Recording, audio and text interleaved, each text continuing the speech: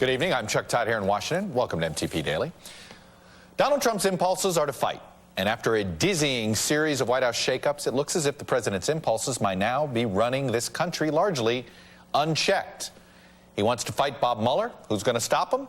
The chief lawyer who wanted to stop him is gone. He wants to fight a trade war with China. Who's going to stop him? The chief White House economist who did want to stop him is gone. He wants to maybe bring us to the actual brink of a potential war with Iran by ripping up the nuclear deal. Who's going to stop him? The National Security Advisor, who seemingly wanted to stop him, is out. And a major proponent of ripping up the deal and bombing Iran is in. He wants to fight Stormy Daniels, blow up relations with our allies by leaving NAFTA, congratulate Putin, be his own chief of staff. Again, who's going to stop him? He wants to support a bipartisan spending bill, then fight it. Then hold an abrupt and frankly strange press conference to complain about having to sign it. Who's going to stop him? The White House communications director who may have stopped him is gone. Wait, not that one. No, not that one either. No, not that one either. Ah, there it is. Thank you. That White House communications director is the latest to go, who did have an ability to stop him. And this is what we're left with. Today was a prime example of the president's impulses unleashed and unchecked. He initially praised this massive spending bill and bragged about getting $1.6 billion to start his wall. Then he changed his mind and today said, I am considering a veto because the border wall is not fully funded. Then after sparking a small freakout on Capitol Hill and raising the expectations of some immigration hardliners, he signed the bill. But not before holding an abrupt press conference to complain about having to sign a bill that his party negotiated and his White House staff negotiated and praised, and he supported. Here are just a few of his grievances about this bill today. I will never sign another bill like this again. I'm not going to do it again. Nobody read it. It's only hours old. We have to get rid of the filibuster rule. We have to get rid of the filibuster rule. Not happy with $1.6 billion, but it does start the wall. I do want the Hispanic community to know and DACA recipients to know that Republicans are much more on your side than the Democrats who are using you for their own purposes. But folks, when it comes to unleashing the president's impulses to fight, there's perhaps no issue of greater consequence than this president's foreign policy. The president is bringing in John Bolton, who is a big proponent of the war in Iraq and has written op-eds about using a military strike first policy with both Iran and North Korea. Joining me now is a retired four-star general, Barry McCaffrey. He's also an NBC News national security analyst. General McCaffrey, let me start with John Bolton. I'm sure you know him a little bit. I'm sure you've spent some time with him. Give me your take on John Bolton.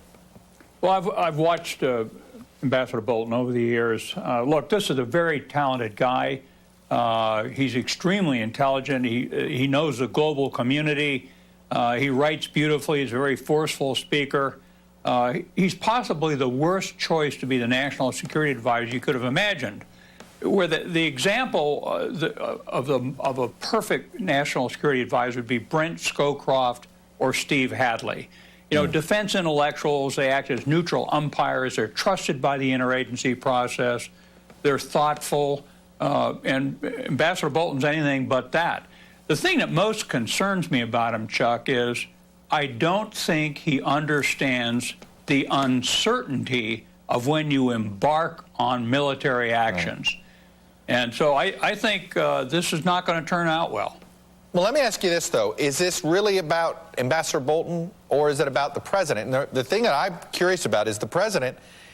I know a lot of people are focused on some of Ambassador Bolton's points of view, but ultimately, if you've agreed to take this job under the circumstance with which it came open, then you realize be careful disagreeing with the president. I mean, the reason Bolton appears to be in is on one issue and one issue alone, the Iran deal. Well, I think there was also, well, there was always tension around the national security advisor. The other cabinet officers rarely want an umpire steps from the Oval Office. So HR got in trouble, apparently, with both Secretary Mattis and Chief of Staff Kelly. Too bad. Now they've got Bolton instead. I hope they're going to be happy working with him. But look, again, the problem with Ambassador Bolton will be that he will have a viewpoint, a forceful one, and it will look to me as if it will feed the president's impulsive nature and possibly get us in an armed conflict in lieu of using other tools. That's the concern. You said in a pre-interview with my producer that you think if Secretary Mattis leaves, it'll actually bring down the Trump administration. Explain. Well, it's a pretty strong statement, but, you know, look, Jim Mattis is literally worshipped by the armed forces, particularly the Marines and the Army. They know who he is. They know he's been fired at with machine guns. They know he's a thoughtful, law-based, rational person. He's also got a huge constituency in Congress.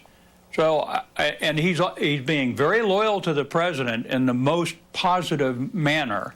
If you try and push out Mattis as a barrier to taking military action, as an example, against Iran, I think the Republican leadership would finally say, whoa, now we're in trouble. So I don't think it's going to happen. If it does, we're in trouble. Are you concerned that a military conflict with Iran becomes more inevitable if we get out of the deal? I don't know where this is going to go. Getting out of the, as Secretary Mattis has said in public, breaking the deal now is not a good thing to do. The Europeans aren't going to join us. The Iranians will use it as an opportunity to advance their mischief purposes. I think it was a bad deal to start off with also, but we're stuck with it. We ought to make the best of it. We definitely don't want to fight the Iranians. By the way, both North Korea and Iran, if we were told to go to war, we destroy their military and achieve our military objectives. But nobody's signing up for that. It's a bad idea. So why are we getting a guy in the White House that allegedly thinks it is a good idea? I got to ask you about a tweet last week when you responded.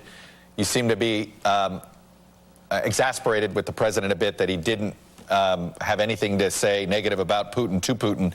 And you write this on Twitter: reluctantly, I've concluded that President Trump is a serious threat to U.S. national security. He is refusing to protect vital U.S. interests from active Russian attacks. It is apparent that he is, for some unknown reason, under the sway of Mr. Putin. That's, you didn't pull any punches there, General. No. Look, the final straw was the attempted assassination of this Russian former intelligence officer and his daughter. By the way, that was a signature assassination attempt. Putin was telling the world, I'm going to use this Novichok nerve agent. Yeah. We only make it, you better understand, I'll murder you wherever you are if you oppose me. The guy's running a criminal enterprise. He's a huge threat, not just in Syria. We had a battle between so-called Russian mercenaries and U.S. military forces in Syria. We probably killed a couple of hundred of them. The president hasn't talked about it.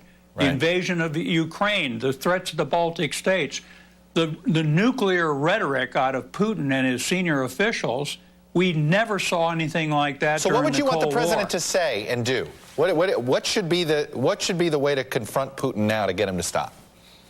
Well, by the way, I think it's relatively easy to do that, to deter Putin. Putin's a very clever, risk-taking KGB officer. The Russians have a tiny strategic naval and air power capability. Their economy is a tenth that of the United States, never mind NATO.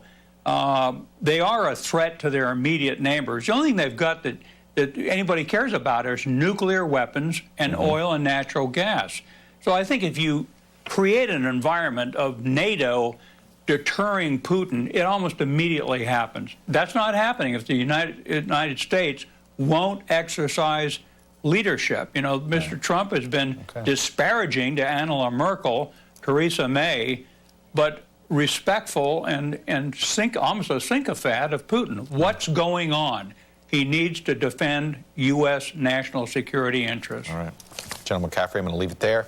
As always, sir, thanks for coming out and sharing your views. It's always good to have you, sir. Yep.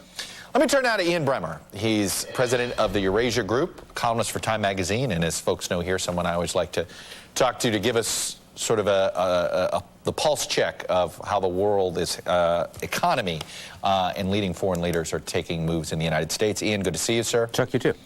Let me start with